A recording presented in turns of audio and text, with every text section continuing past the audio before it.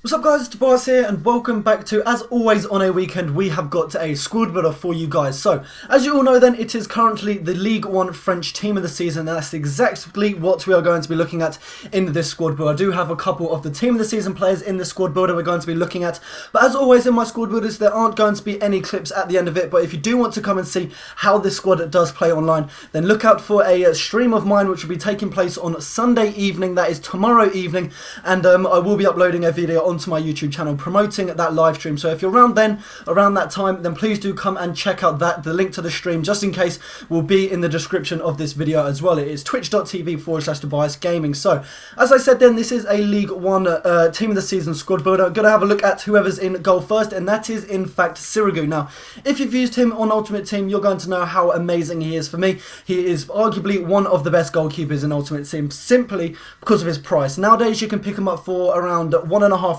coins to 2,000 coins depending on which formation you are going with. We are actually using the 4-1-2-1-2 formation for this squad, so the players' prices are going to be bumped up a little bit due to the fact that the 4-1-2-1-2 formation is one of the, if not definitely the most expensive in the game. So yes, that is who we do have in goal. Moving on to defence now, on the right hand side we do have the new team of the season Fani, and the main thing you're going to notice about him, I'll bring it up there, is his 89 pace, and that is probably his main and best attribute to him. He does actually only have 81 acceleration, which when you're looking at a player with 89 pace overall, that 81 acceleration isn't too great. However, if he does get time to build up his running in the game kind of thing, so if he's got a lot of space, you will notice that he does also have that 96 sprint speed. So it's a little bit disappointing only seeing a 91 acceleration, so it does take him quite a while to pick up that pace, but once he does get that pace, my god, that 96 sprint speed does make him an absolutely rapid right back.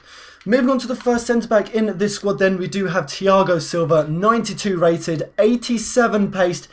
Wow, he is absolutely unbelievable. For me, 100,000,000% mean I've looked at so many team of the season centre-backs since they've been out in the last couple of weeks, but Thiago Silva is for me arguably the best. I mean, 92 rated overall and 87 pace. There's nothing more that needs to be said about him. Normally on Ultimate Team, it's always the right back or the left back that do have the pace. For example, a random example is Abate on the right hand side or Gael Clichy on the left hand side. It always tends to be the left or the right hand side defenders with those pace, but Thiago Silva, that 87 pace on a centre-back is absolutely unreal, and for me he is definitely the best centre-back I've ever used in Ultimate Team this year, but because of that he does cost a crap load of coins.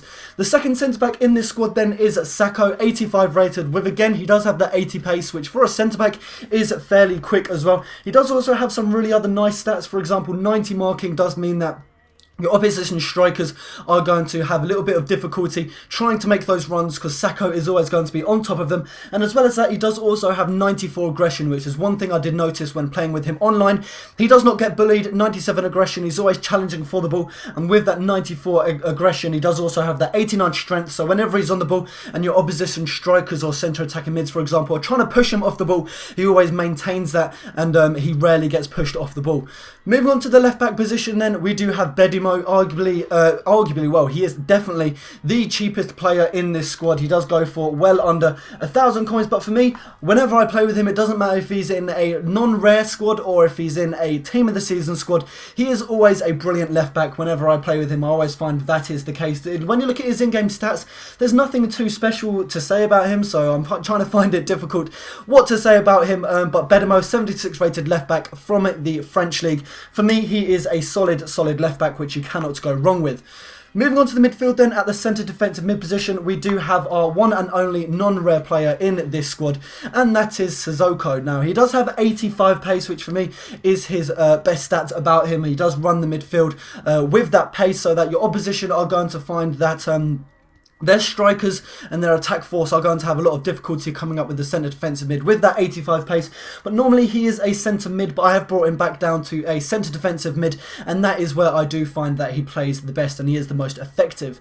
Moving on to the right hand side of the field then, we do have the new team of the season, Aubameyang. Now, when he first came out as a team of the season card, I did cry a little bit simply because I love his standard card. His standard card is a striker, so that when his normal inform came out, the black inform version of him, he was a winger, and it's the exact same case as his team of the season card. He isn't a striker, which is unfortunate, and I did cry myself to sleep that night, but he is a right midfield. Well, he is a right winger. I have changed him to a right midfielder, but when you look at his in-game stats, you realise that it doesn't matter if he's a winger or a striker, you're going to be getting him on the score sheet. I mean, 99 finishing is absolutely unbelievable, 86 long shots, and he does also have that 89 shot power, which is absolutely insane. And as well as all that shooting stats, he is also crazy quick.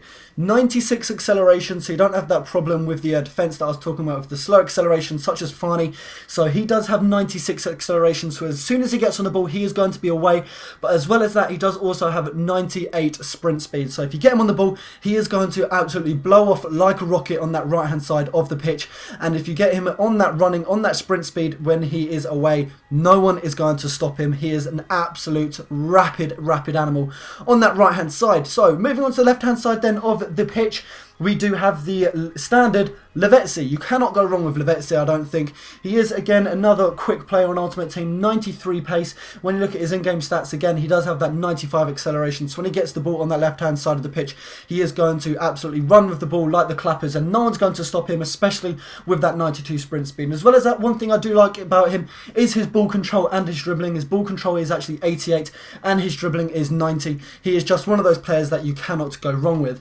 Moving on to the centre attacking mid-position player then, we do have the new team of the season, Valbuena. Now, he is 87 rated overall, and again, he is really quick. A lot of players in this squad are super quick, but if you look at his in-game stats, he is absolutely insane. He does have 2 standard versions, so he normally has the 80 standard version of his card. He did get an upgrade to 82. He does have 2 informs as well. One is an 83 rated and one is an 84 rated, and now his team of the season at 87 rated overall from Marseille.